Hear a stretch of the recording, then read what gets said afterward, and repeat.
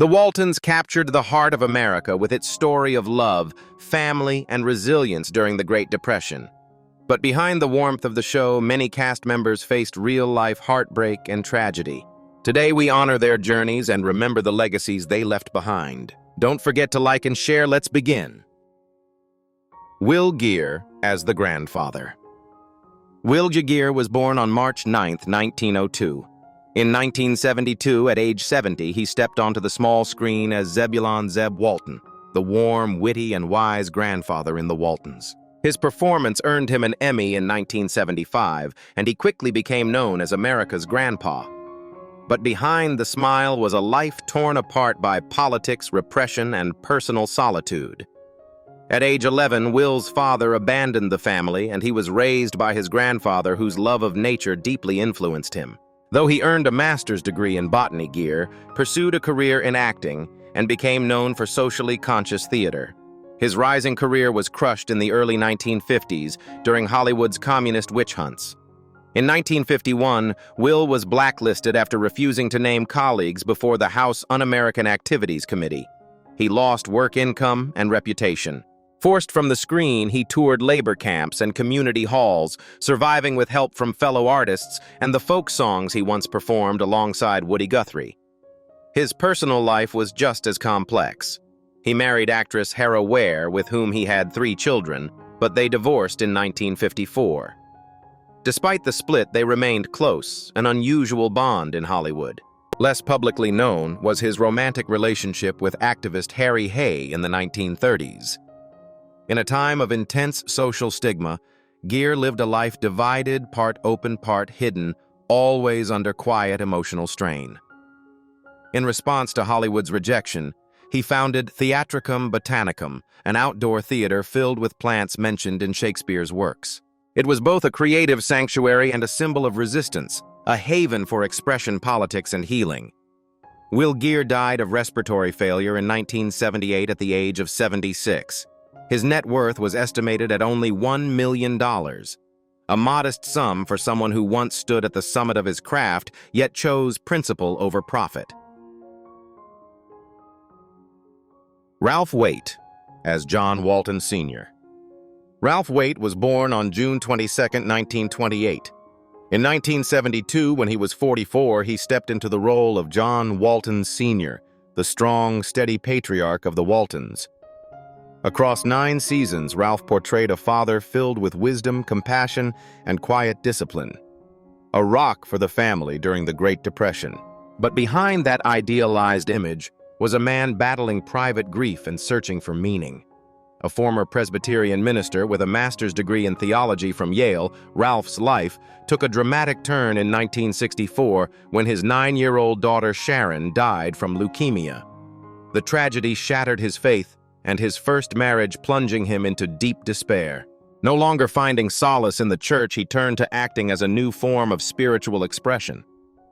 His personal life was a series of heartbreaks. Ralph married 3 times, divorced twice, and raised 3 children while quietly carrying the emotional wounds of loss. During the early years of the Waltons, he battled severe alcoholism, an ironic contrast to the noble, upright father he played. The guilt of living a double life eventually forced him into rehab. He later credited the young cast of the show, who he considered his second family, with giving him the strength to recover. Though the Waltons revived his life and career, Ralph yearned for a deeper impact. He ran for U.S. Congress 3 times, driven by a passion to change society. Unfortunately, all 3 campaigns ended in defeat. The most painful came in 1998, when he lost to Mary Bono, the widow of Sonny Bono. These political failures drained both his finances and emotional reserves. Despite earning between $5,000 and $10,000 per episode during his Waltons years and landing roles in NCIS Bones and The Bodyguard, Waite lived modestly. His net worth at the end of his life was estimated at around $2 million, reduced by legal costs, family responsibilities, and campaign expenses. Ralph Waite passed away on February 13, 2014 at age 85 in Palm Desert, California, due to age-related causes. He was laid to rest at White Plains Rural Cemetery in New York, his birthplace bringing his journey full circle. Fittingly, the final episode of NCIS Season 11, in which he had played Gibbs' father, was dedicated in his memory.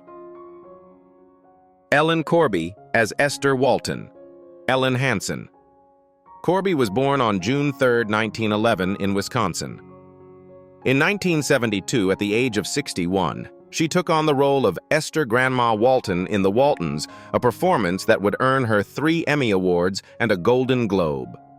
With her deeply moving portrayal, Ellen became the embodiment of a loving yet stern grandmother.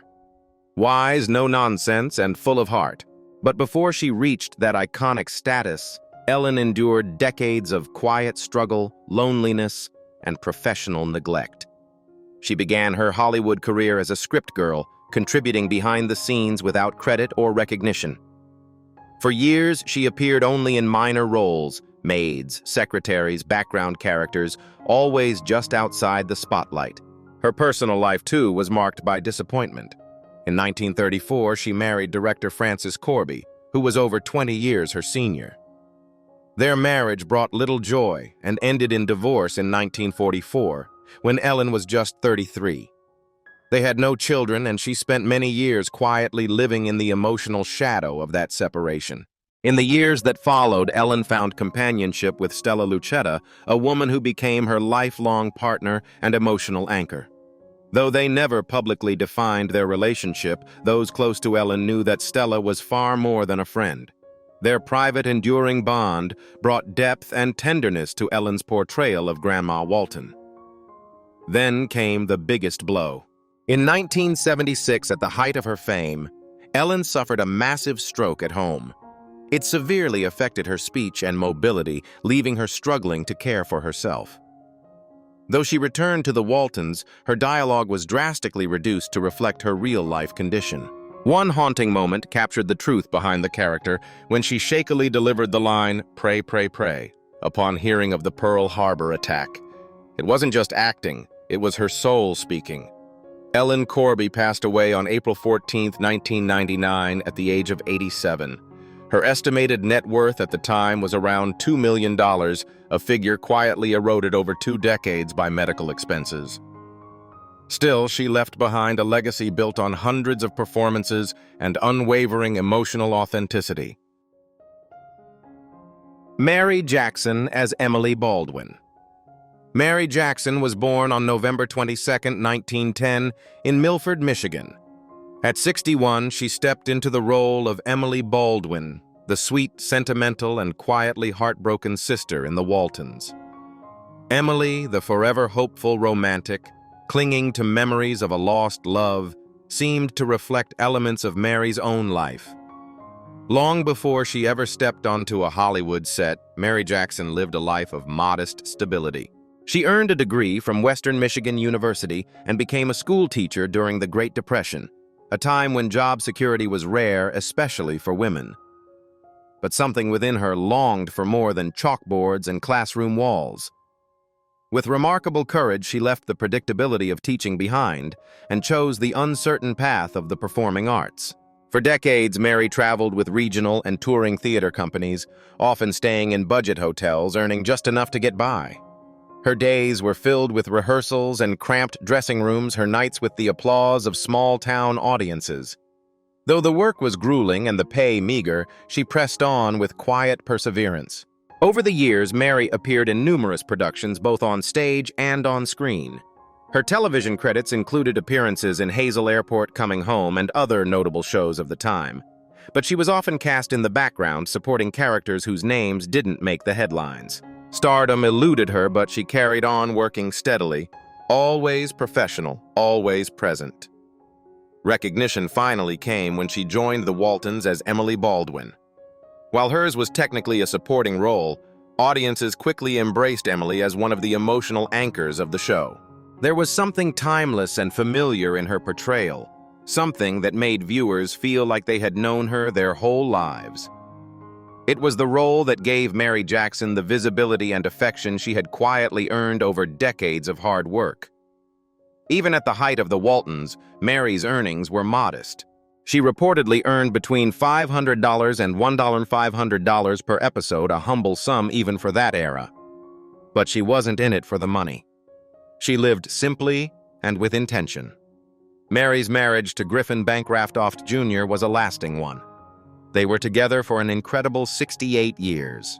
However, the couple never had children. In her later years, as friends and co-stars passed away, that absence contributed to a quiet sense of solitude. Still, she remained deeply connected to her roots. Mary continued to handwrite letters and correspond regularly with people in her hometown of Milford, where she had once helped raise funds to restore the historic wooden bridge over the Huron River. Privately, Mary was introspective and poetic. Those who knew her recall a woman who found beauty and simplicity, who read poetry aloud in a calm voice, and who seemed to carry her characters with her long after the cameras stopped rolling. In her final years, Mary faced her greatest challenge, Parkinson's disease. The illness slowly affected her speech, her ability to move freely, and her once bright presence. But she fought it with dignity, never allowing the disease to eclipse the quiet strength that had defined her life. On December 10, 2005, just 2 weeks after her 95th birthday, Mary Jackson passed away peacefully in Los Angeles. She was laid to rest in her hometown of Milford, Michigan, a full-circle moment for a woman who never truly left the small-town spirit behind. At the time of her passing, her net worth was estimated at around $500,000. It wasn't a fortune, but it reflected a life lived with humility, resilience, and grace.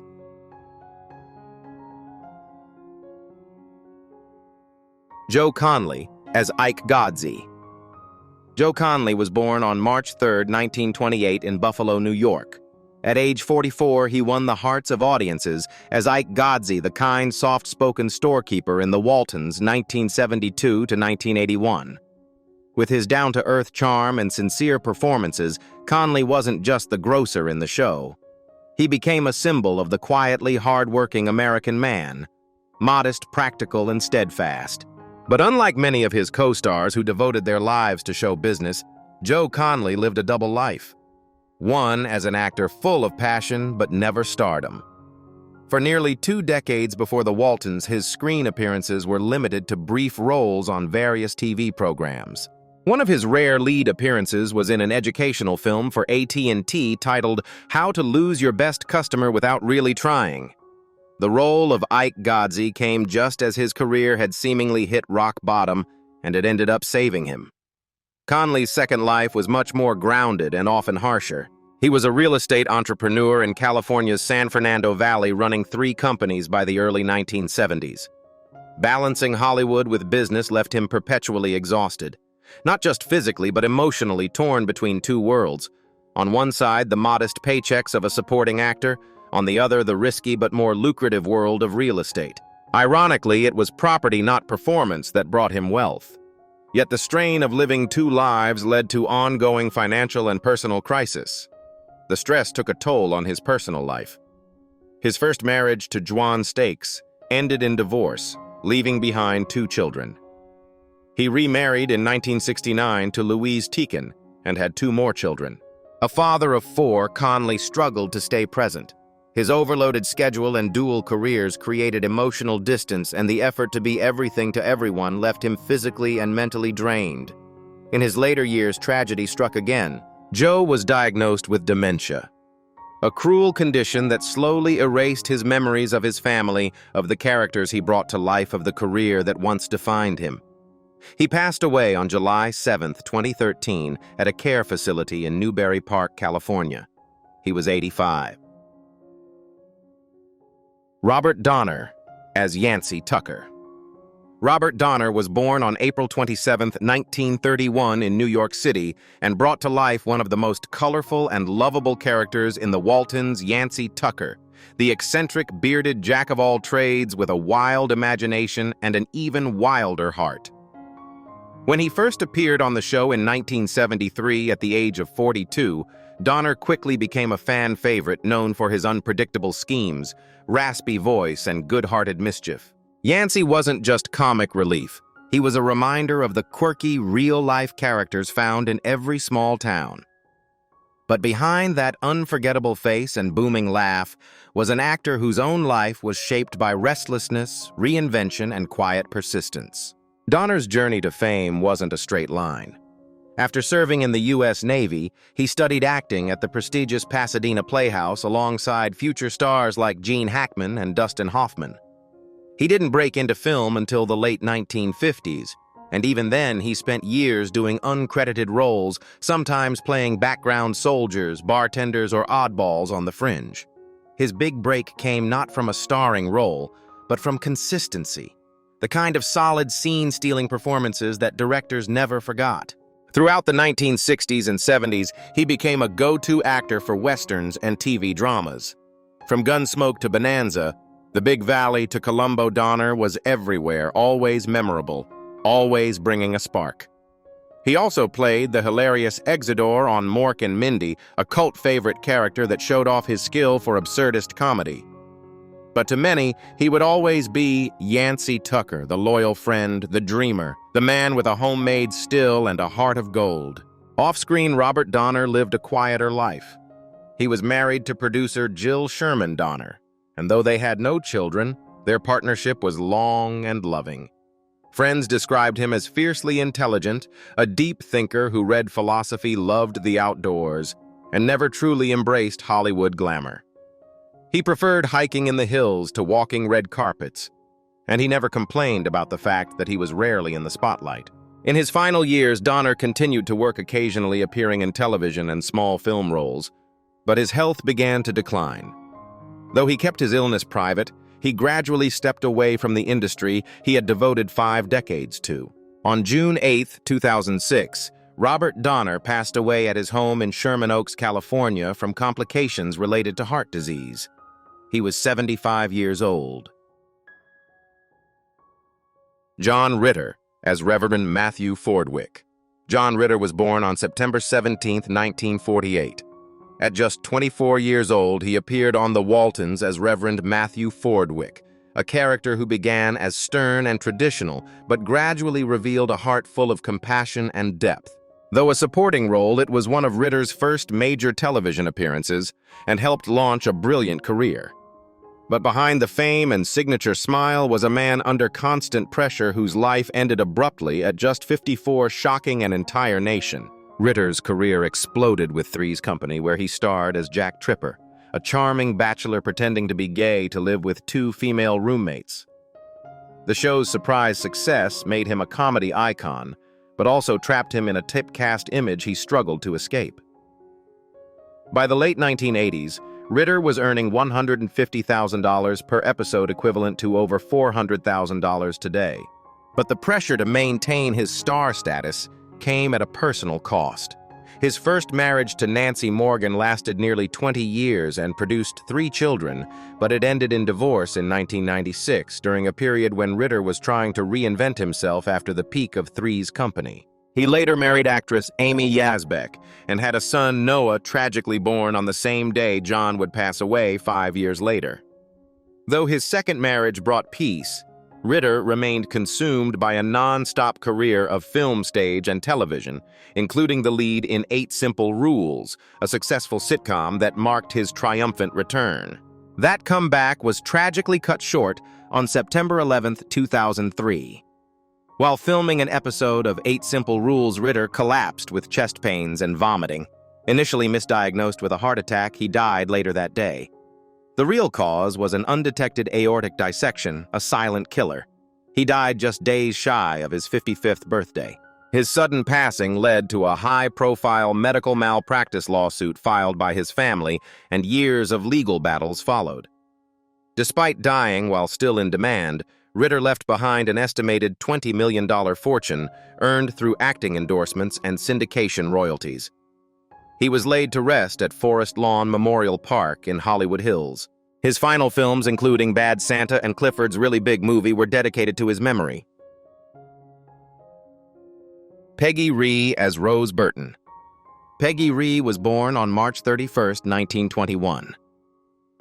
When she joined the Waltons in 1979 as Rose Burton at the age of 58, she was already a familiar face to American television audiences, often seen as the humorous, warm-hearted mother, aunt, or neighbor.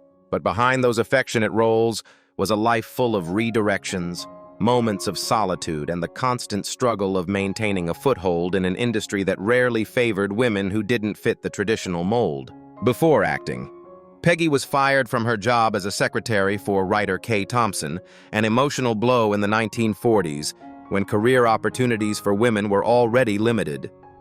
Disagreements over housing and missed events led to an abrupt dismissal, and it was a turning point that showed Peggy she could only rely on herself. When she entered the acting world, she was frequently cast in supporting roles not for lack of talent, but because her appearance and acting style fit the side character archetype more than that of a leading lady. Despite her steady appearances in hit shows like The Dukes of Hazzard and Grace Under Fire, Peggy never achieved leading star status. Her pay typically ranged from $1,000 to $2,000 per episode, enough to live on but never lavish. Living a private life with no public record of marriage or children, her personal world remained largely in the background. In her final years, the cost of heart treatment, a condition she struggled with for many years, likely consumed much of her savings, leaving her with an estimated net worth of just $500,000 when she passed in 2011. Still, Peggy never stopped working. After the Waltons, she continued playing the beloved mother figure in shows like Step by Step and Grace Under Fire. Behind her jovial smile was the weight of someone always expected to make others laugh, even while quietly battling fatigue illness in roles that seldom evolved. Peggy Rea passed away on February 5, 2011, from congestive heart failure. She was 89. She left this world the same way she lived in it, gently, warmly, and with the presence of someone who always felt like family. Ronnie Clare Edwards as Corabeth Godsey.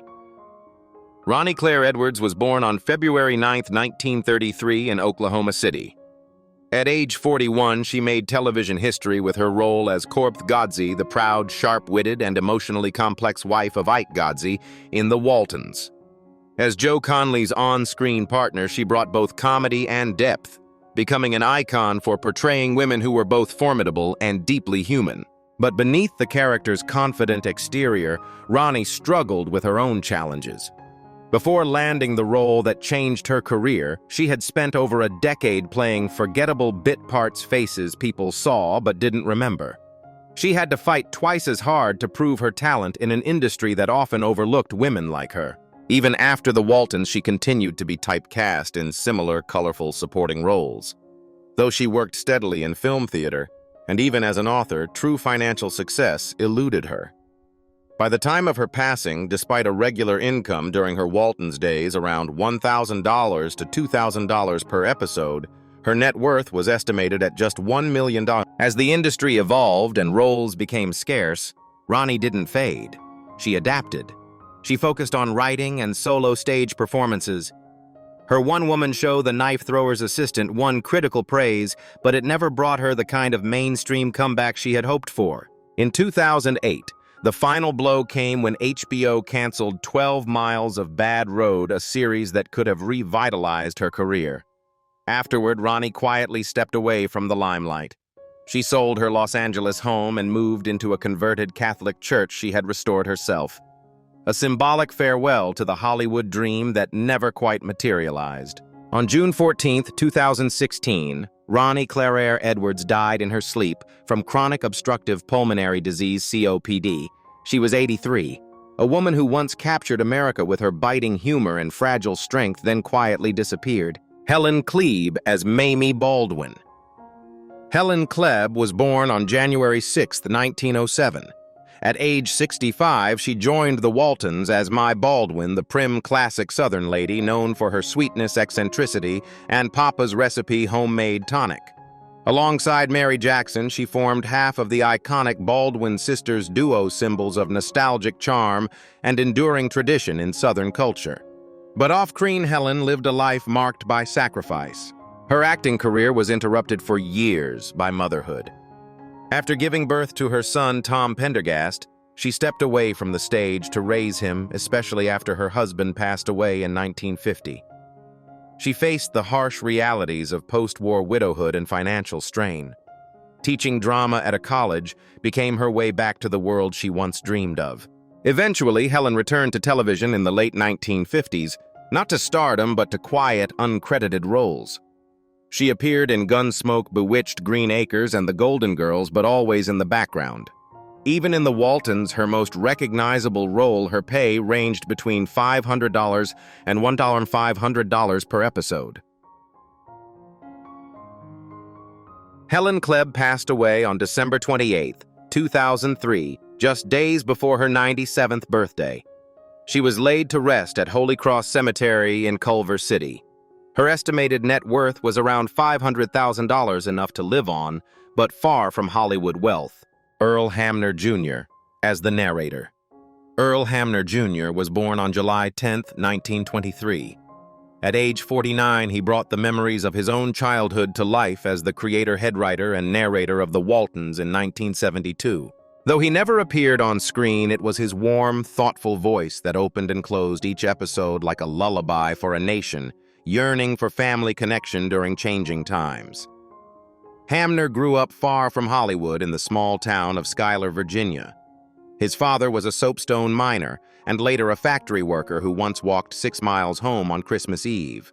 That image inspired The Homecoming and later The Waltons. The poverty of his youth left him with a deep fear of being forgotten, which fueled a relentless drive to write and produce stories filled with honesty and heart. During his years working on The Waltons, Hamner faced intense emotional strain. He carried the burden of maintaining the show's moral compass at a time when television was shifting toward sensationalism. Though he rarely spoke about it publicly, close friends revealed he struggled with depression and at times felt alienated from the very industry he helped shape. His personal life was private. He married, had one son, but kept his family out of the spotlight. For him, the scripts were where his truest feelings lived.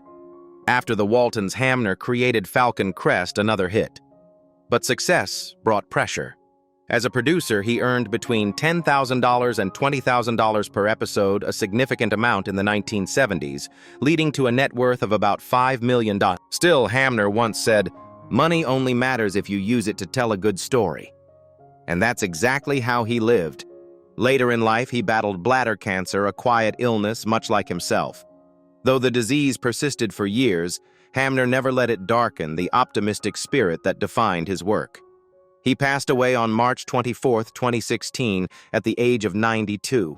With no scandals and no drama, he simply bowed out like a storyteller, closing his final chapter with grace. On July 8, 2023, marking what would have been his 100th birthday, a bronze statue of Earl Hamner Jr. was unveiled in Nelson County, Virginia, his beloved hometown.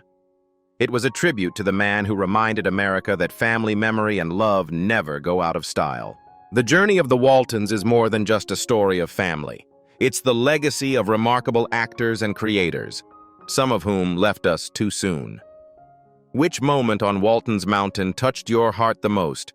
Share your memories in the comments and help keep the spirit of the Waltons alive. Like, follow, and stay with us on this journey of love, loss, and legacy.